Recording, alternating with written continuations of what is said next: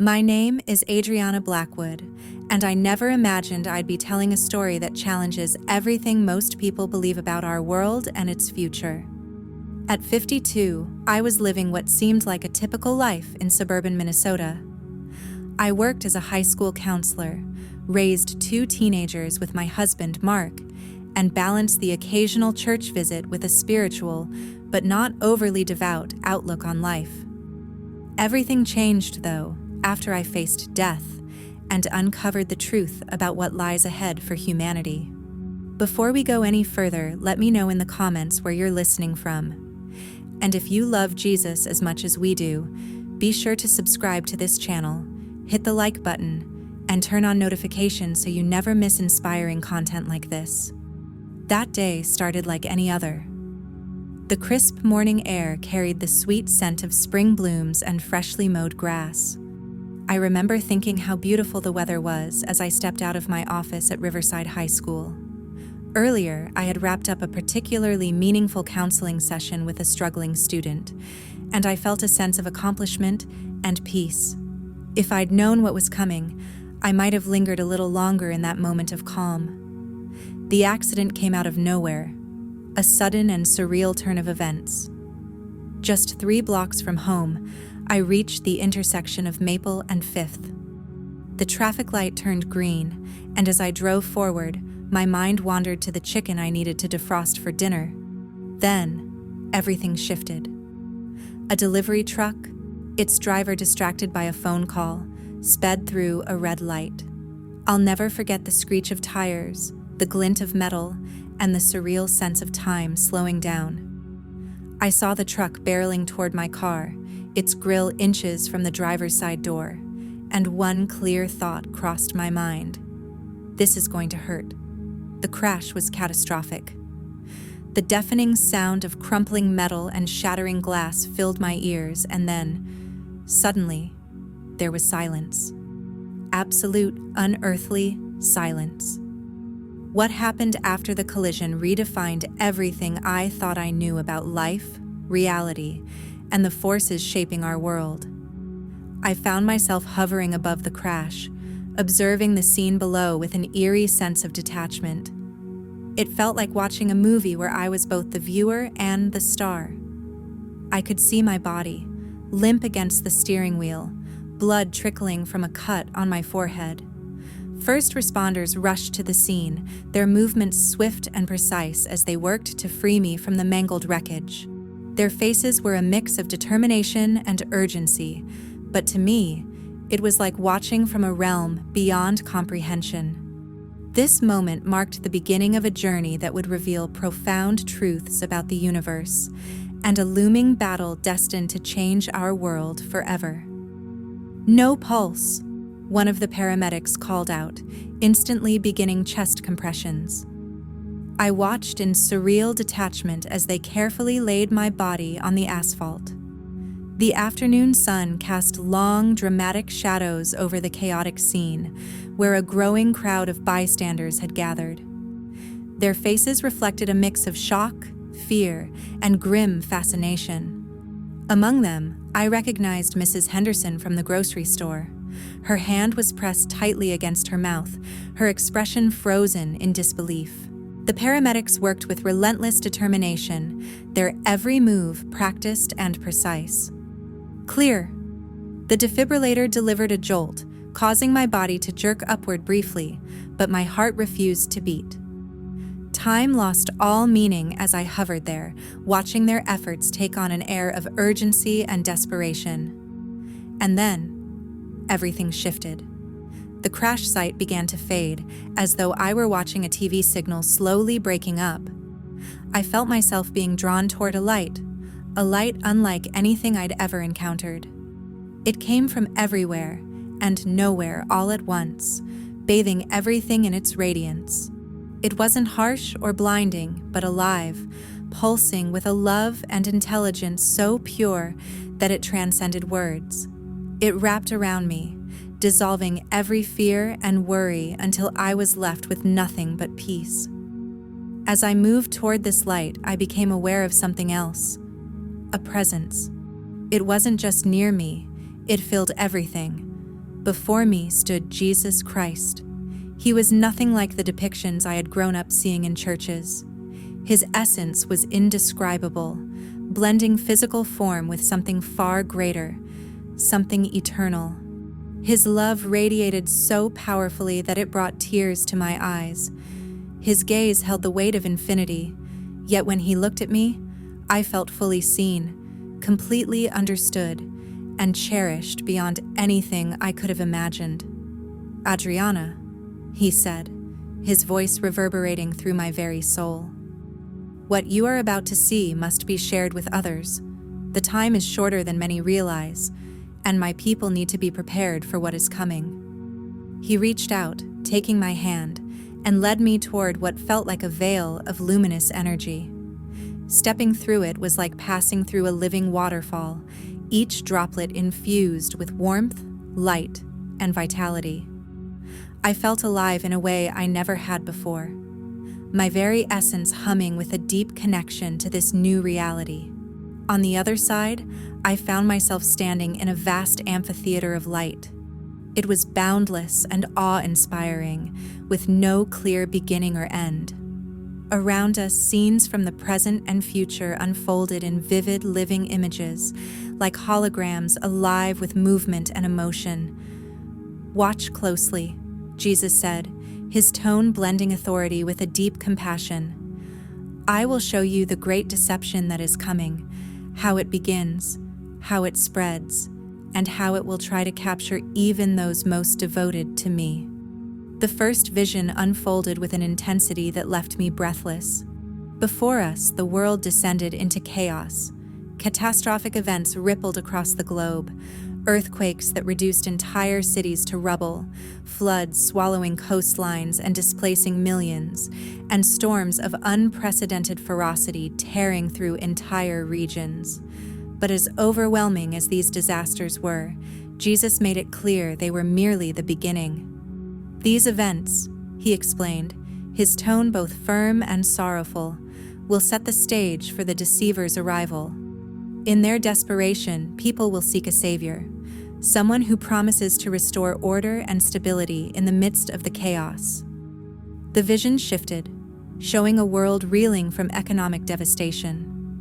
Stock markets collapsed in unison across continents, digital banking systems failed, and currencies became worthless almost overnight. Wealth vanished, the middle class was obliterated, and millions were left scrambling for survival. Civil unrest spread like wildfire. Streets once bustling with life became battlegrounds as ordinary people fought for food and water. Governments faltered under the weight of the chaos, their authority crumbling as they struggled to regain control. "Watch closely," Jesus instructed, his gaze steady. "None of this is random. It is orchestrated. Every crisis, every collapse, a calculated move on a cosmic chessboard." Then I saw him, the one Jesus identified as the Antichrist. He appeared first as a relatively unknown politician in Europe, a face lost among countless others. But his ascent to global prominence was shockingly swift. He was unlike any leader I had ever seen, a man who looked to be in his early 40s, with features that seemed to hold a universal familiarity, as though he belonged to every culture and none. His appearance was striking but not overly imposing. It was his presence that commanded attention. When he spoke, his voice carried an almost supernatural quality. It wasn't just his words. It was the way they seemed to reach directly into people's hearts, bypassing their reason. I watched as he stood before the United Nations at the height of the global turmoil.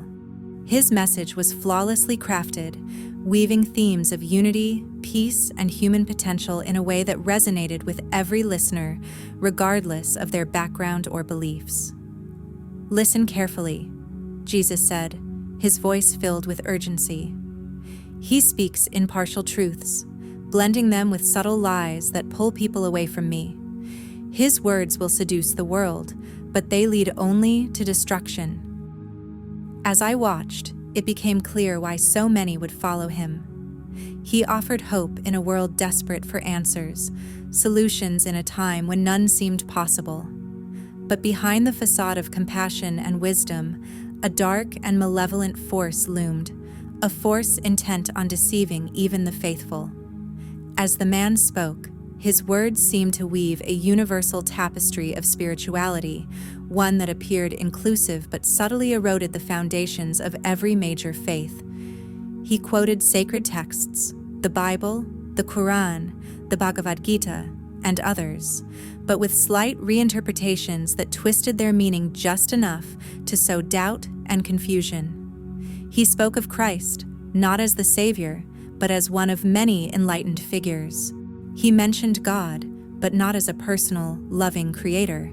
Instead, he was described as an impersonal force, an energy that connected all things.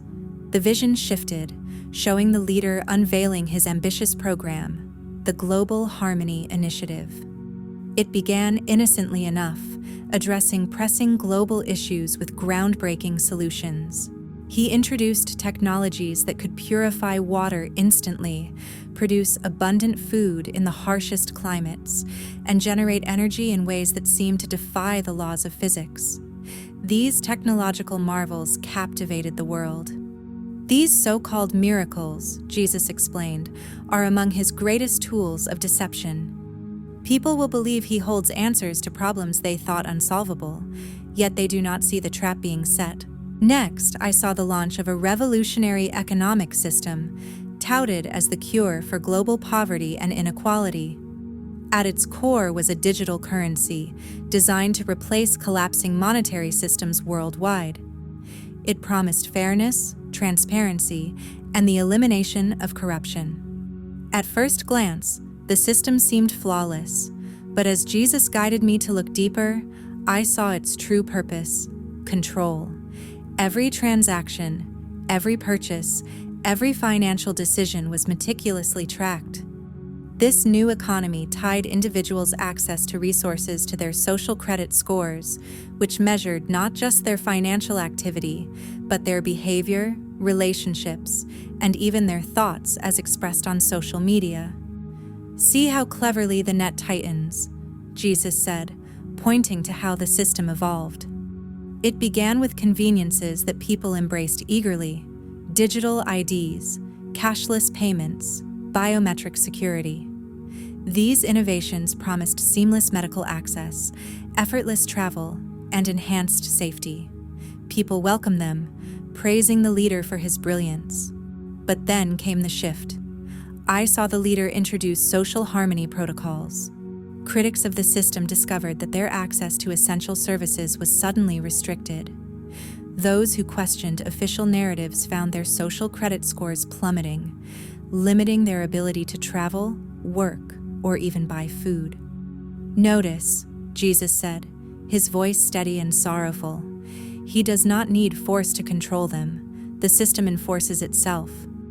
People will comply not out of fear of violence, but because their very survival depends on it." I stood frozen, watching as artificial intelligence became an invisible enforcer of the leader's agenda. The system scanned faces in crowds, analyzed voice tones in conversations, and monitored every online interaction with terrifying precision. The AI didn't just track behavior, it predicted intent. People who had not yet taken a stand against the new order found themselves preemptively targeted. Friends and family members began avoiding those flagged by the system, not out of malice, but fear. Association with someone deemed a disruptor caused their own social credit scores to drop, threatening their access to basic needs. The isolation was suffocating, breaking spirits without the need for physical force. Then, the leader unveiled his most astonishing miracles. Through a blend of advanced holography, neural manipulation, and dark supernatural power, he performed acts that left the world in awe. I saw him command storms to dissipate, speak to paralyzed individuals who then rose to walk, and even appear to raise the dead. These events were broadcast globally, with billions watching in rapturous belief. These signs and wonders, Jesus said, his voice grave, will lead many astray. Even some who know my word will be tempted to believe. They will say, 'This must be the one who brings peace to the world.'" The vision shifted again, and I saw the leader turning his focus to religion. He didn't attack faith outright. Instead, he redefined it. He called for a new spirituality that transcended divisions, blending elements of all major religions into a single, palatable doctrine. From Jerusalem, he delivered speeches that seemed to mend ancient rifts, drawing Muslims, Jews, and Christians together under a banner of universal truth. I watched with growing dread as construction began on a new temple in Jerusalem. But this was not the temple of Scripture. It was something entirely different. Its design was breathtaking, blending advanced technology and architecture in ways that seemed otherworldly. Walls shimmered and shifted with light, changing colors and shapes in response to the emotions of those inside. Worship spaces catered to every belief, creating an illusion of harmony while subtly erasing distinctions between them. "This temple will deceive many," Jesus explained. "It will appear to fulfill prophecy, but it is a counterfeit. My people will see it as the arrival of my kingdom, but they will not realize it is part of the great deception." Even more chilling was the introduction of neurotechnology to facilitate spiritual experiences. People donned devices that stimulated their brains, producing visions, sensations, and emotions that mimicked profound encounters with the divine. The experiences were so vivid, so overwhelming, that millions abandoned their traditional faiths, convinced they had found a more direct connection to God. "This is the trap," Jesus said, his tone filled with sorrow. "They will feel as though they are connected to me, but they will be led far from the truth.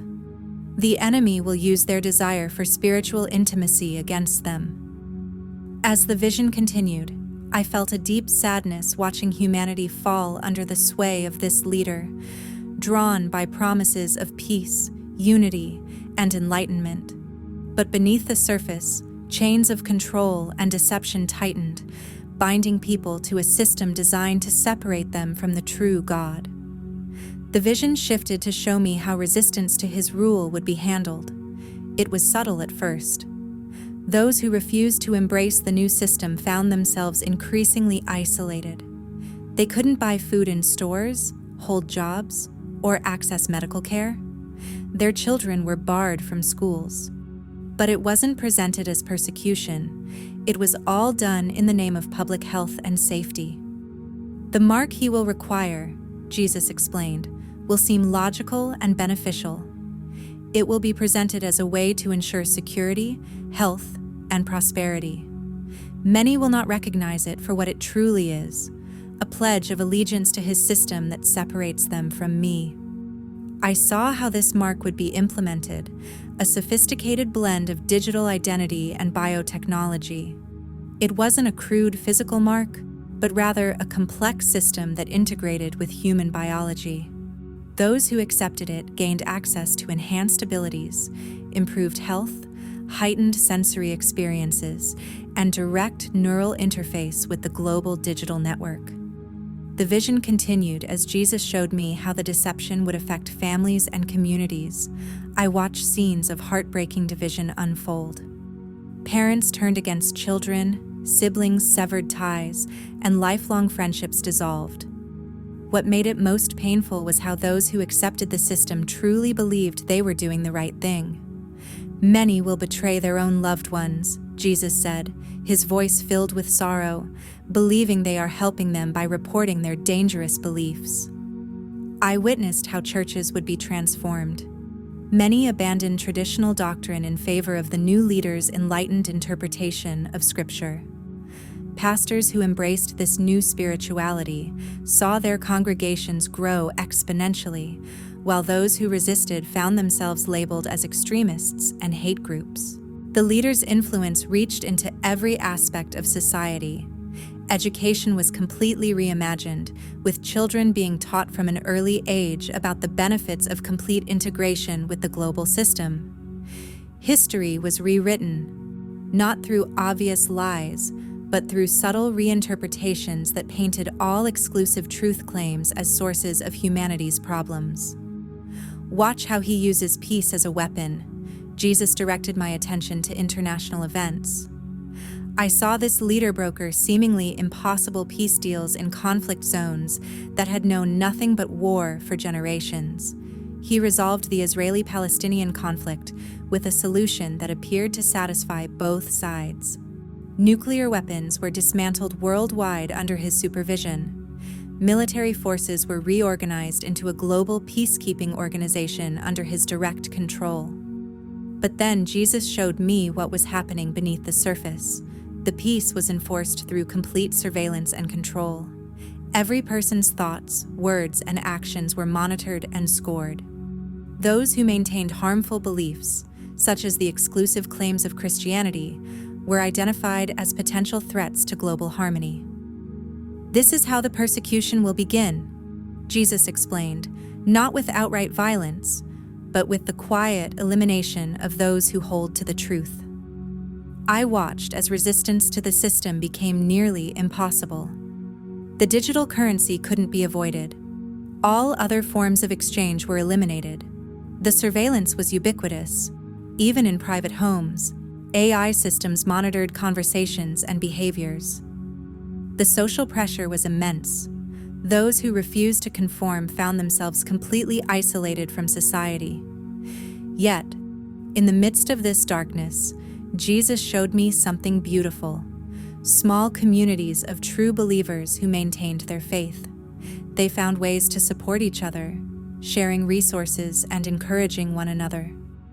Though they faced increasing persecution, their faith grew stronger rather than weaker. "These are my faithful ones," Jesus said, with love in his voice.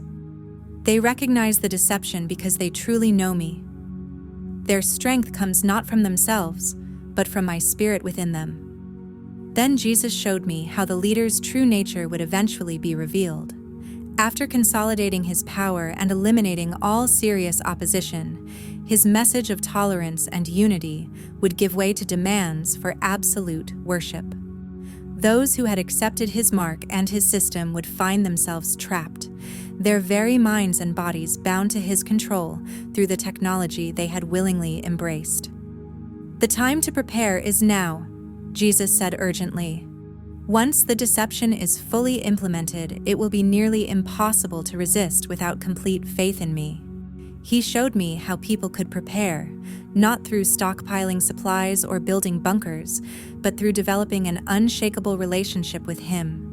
Those who truly knew his voice, who had hidden his word in their hearts, and who had learned to rely on his spirit, these were the ones who would recognize the deception. As my time with Jesus drew to a close, he showed me one final series of visions, glimpses of hope amidst the darkness to come. I saw small groups of believers meeting in homes, their faith burning brighter despite the persecution.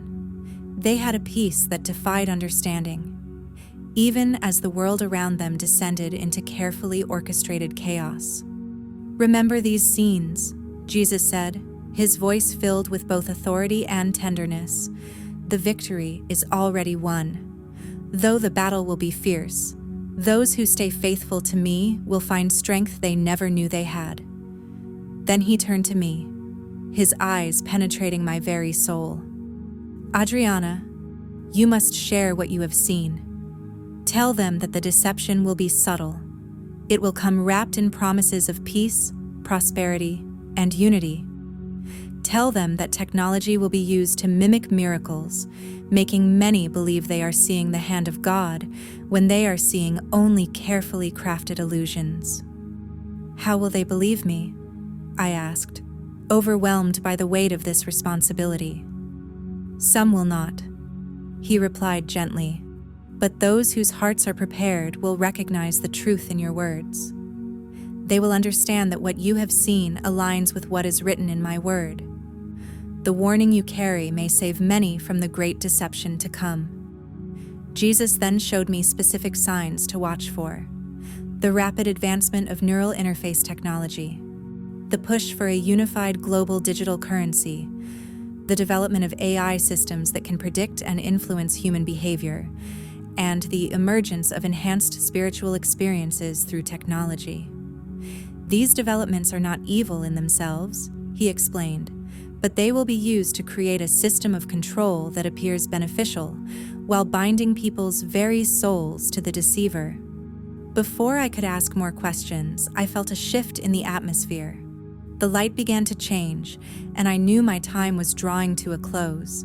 Jesus placed his hands on my shoulders, and his final words burned themselves into my memory. Tell them that I love them with an everlasting love. Tell them that no technology, no system, no deception can separate them from me if they hold fast to the truth. The time is short, and the deception will be strong, but I will never leave nor forsake those who are truly mine. Suddenly, I felt myself being pulled back. The magnificent light began to fade, and distant voices started calling my name. The return to my body was jarring, like being plunged into ice water. I gasped as my eyes flew open, finding myself in the hospital room, surrounded by medical equipment and shocked faces. I had been clinically dead for 4 minutes and 17 seconds. The medical staff called it a miracle. They couldn't explain how I had survived without brain damage after being without oxygen for so long. But I knew it was more than a medical miracle.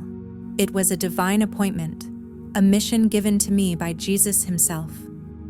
The months following my experience have been a journey of challenges and profound transformation. Some dismiss my story as nothing more than a hallucination, a figment of a failing brain. Yet others listen intently, feeling the undeniable truth in my words. I've watched as events Jesus revealed to me begin to take shape. The rapid surge of technological advancements, the relentless push for global unity at any cost, and the gradual erosion of absolute truth. Each day, I witness signs of the looming deception coming to life. The groundwork is being laid through innovations that appear beneficial: digital IDs, cashless transactions, neural interfaces, and AI systems capable of reading and even influencing human behavior. Every development inches us closer to the reality I was shown. But amid the darkness, I see glimmers of hope in small gatherings and quiet conversations.